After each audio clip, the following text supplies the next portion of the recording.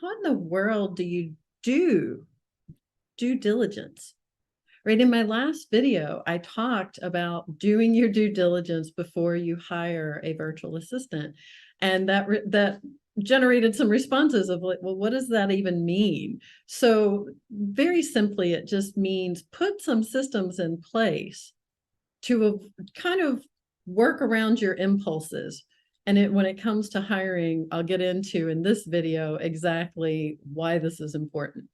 I'm Nancy Schick of 30-Year Conflict Resolution. I am an employment attorney and mediator in New York City, and I work with a lot of employers that use independent workers, and that could be contractors, freelancers, virtual assistants, etc.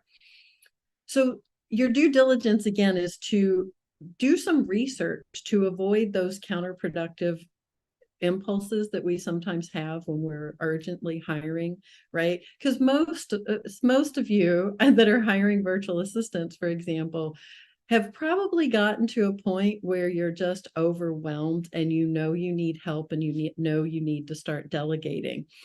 And maybe your impulse is to just hire anybody who can breathe and type, right? Or something along those lines. And we know from experience that does not work out for the long term. It might take a few things off of you, but it'll bring a whole host of new things. So let's talk about those 4 tips. First, you want to read the frequently asked questions on the website for the service that you intend to contract with. You'll notice my language is very specific. It's contract with, because there's a difference between hiring them and contracting with them, right? If you're contracting with them, it's a business to business exchange. If you are hiring them, it's usually an employment situation. So I want you to start thinking about those as 2 very different kinds of structures. It will help you avoid these missteps that happen for good intentions, but still happen. Second, you want to look for reviews beyond the website of the service that you're using, right? I know that we tend to want to just, again, get right in there, find somebody. Yeah, they seem good. Let's use them, right? But you want to make sure that, again, due diligence. Diligence is the key word. So if you're only looking at the testimonials on their website, pretty much they've been handpicked, right? But if you go out and you look on places like Google, maybe you even look on Glassdoor if they have a bunch of other employees that you might be selecting from.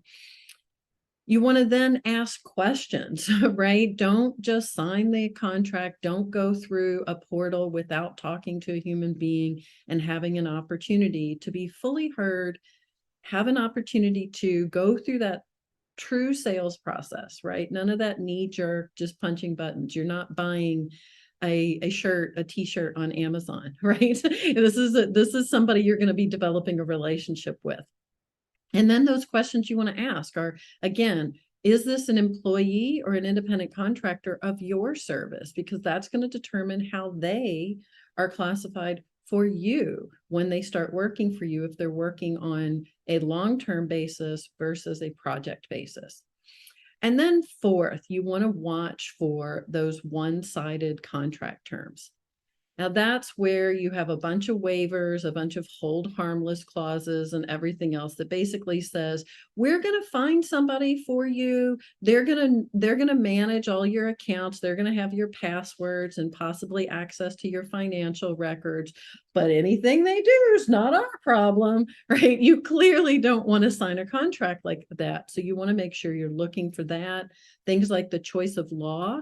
Is it here in the state where you are, or is it in another country, right? You need to make sure you're looking for those kinds of things. Now, I get that this can be very cumbersome, but it can also cost you a lot of money over time if you don't do that diligence.